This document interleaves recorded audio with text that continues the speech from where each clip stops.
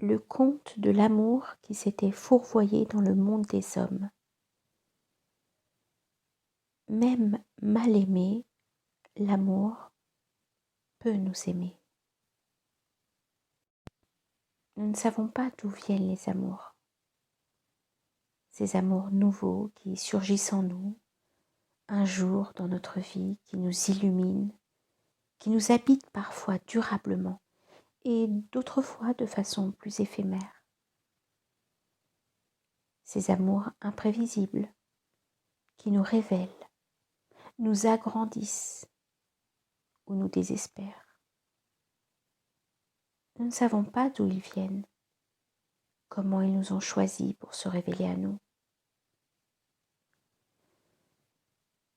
Ce que je crois, c'est qu'il doit bien exister un coin de l'univers où ces amours se rassemblent, se rencontrent et peuvent partager ensemble l'étonnement, l'émerveillement, l'inouï ou le désespoir de leurs aventures humaines.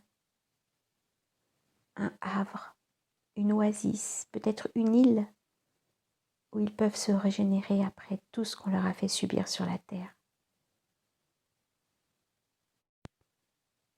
Il était une fois un amour qui, parfois, se désespérait, mais ne se décourageait jamais. Il aimait les hommes et les femmes de cette étrange planète où les guerres, la violence, la misère, l'injustice faisaient rage depuis des générations. Il sentait bien qu'il devait y avoir autre chose derrière cette apparente désespérance,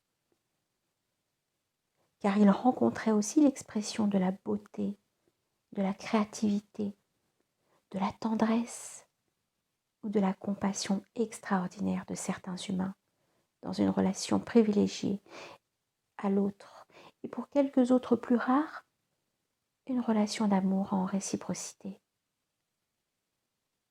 Il s'étonnait de leur foi, il admirait leur courage, il s'enthousiasmait de leur capacité fabuleuse à se reconstruire, à espérer, à s'entraider et à aimer inconditionnellement, passionnément et quelquefois même durablement.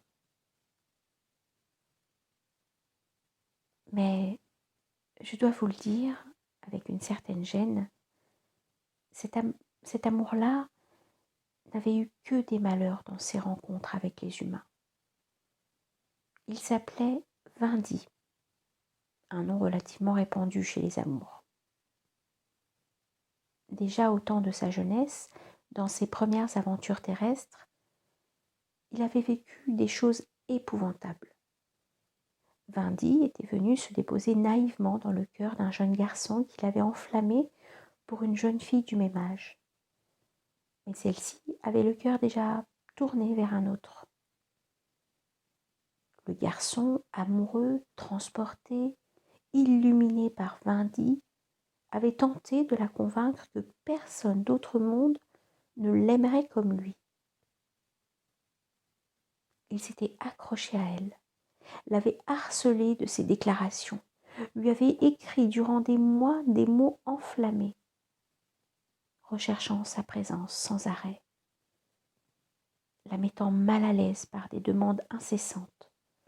En fait, il lui avait présenté Vindy son amour comme un produit de première qualité.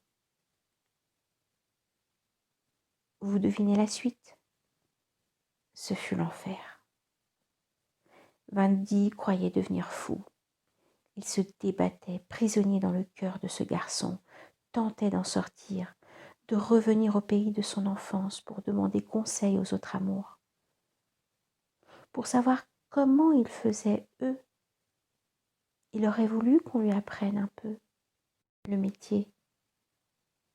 Que faire quand on habite le cœur de quelqu'un, d'un amour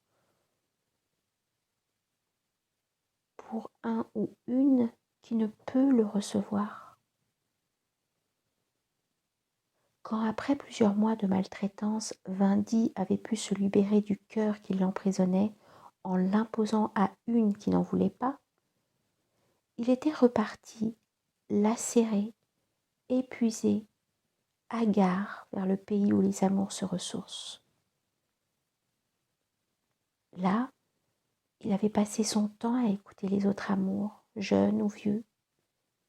Les vieux amours surtout qui racontaient combien ils avaient rencontré sur d'autres planètes des cœurs aimants qui les avaient accompagnés dans des aventures sublimes, fabuleuses, ensoleillées par des désirs réciproques, vivifiées par des échanges de qualité qui les avaient portés au nu dans le partage du plaisir, fêtés dans les émerveillements de l'attente.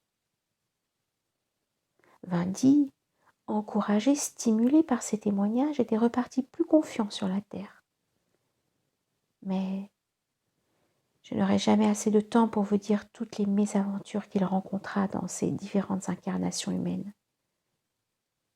Une fois, il s'était déposé par mégarde chez un jaloux, un possessif furieux qui n'admettait pas que sa compagne ait le moindre regard, la moindre attention pour un autre. Une autre fois, il était tombé sur un pervers qui se jouait de lui pour s'attacher l'amour d'une afin de mieux la rejeter. Une autre fois, ce fut un déprimé qui l'utilisait pour capter l'attention d'une qui elle-même passait l'essentiel de sa vie à aller rechercher au fond d'un gouffre d'angoisse ses partenaires préférés. Une autre fois encore, il se déposa chez un homme d'affaires, un redoutable financier, déstabilisé dans un premier temps, mais qui se reprit vite et ne se laissa pas faire. Il enferma Vindy dans un coffre, au milieu de billets de banque, d'actions et de pièces d'or. Vindy mit plusieurs années à s'évader de cette situation. L'homme d'affaires eut, je crois, un infarctus. Une fois, une seule fois, il se trouva dans le cœur d'une femme qui rencontra un homme lui-même porté par un amour nouvellement arrivé sur la terre.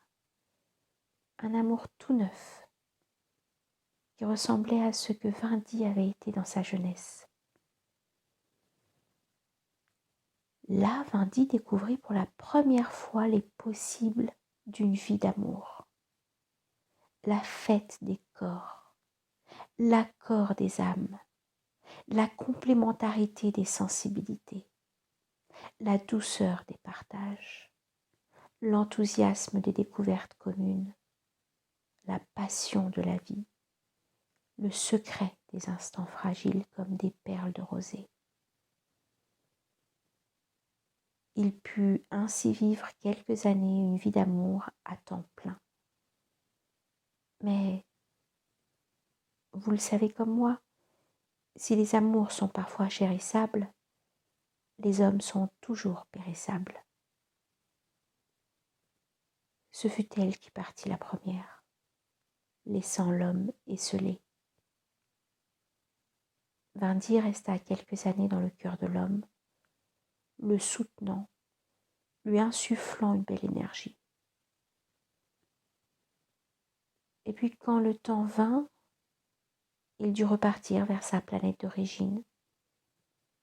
Après un repos bien mérité, quelques années plus tard, il décida à nouveau de redescendre sur la terre.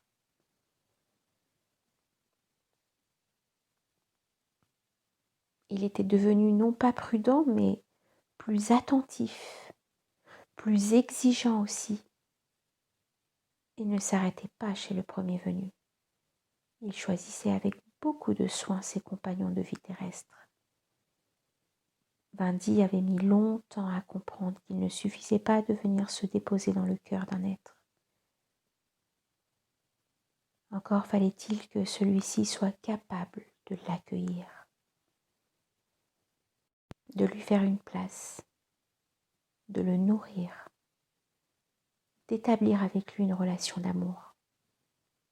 Oui, disons-le simplement, Vindy avait compris que les amours ont besoin d'amour. Cela peut vous surprendre. Moi-même, je l'ai découvert tardivement, à l'automne de ma vie. Les amours qui nous font le cadeau de venir s'incarner en nous ont besoin de soins, de chaleur, de tendresse et de cette qualité essentielle à la vie amoureuse, le respect. Ils viennent à nous, comme Vindy, avec un enthousiasme incroyable.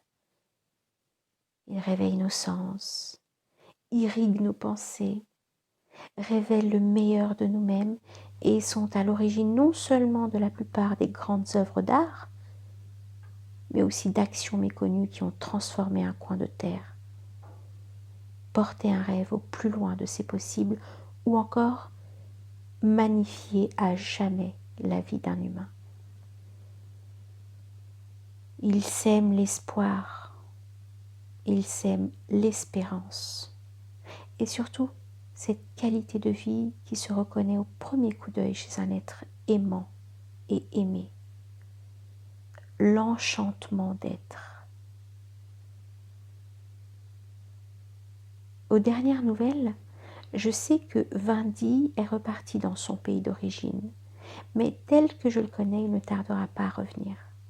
Alors, si l'un ou l'autre d'entre vous se sent capable de l'accueillir, n'hésitez pas. Ouvrez-lui votre cœur, tendez-lui vos bras, faites-lui une place dans votre vie. C'est un amour merveilleux, d'un courage extraordinaire, d'une patience infinie, d'un enthousiasme jamais usé. Si vous établissez avec lui une relation, dites-lui simplement de ma part que je regrette de n'avoir pas su l'aimer comme il le méritait quand j'ai croisé sa route. Mais il était encore si jeune et moi si maladroit à l'époque où nous nous sommes rencontrés.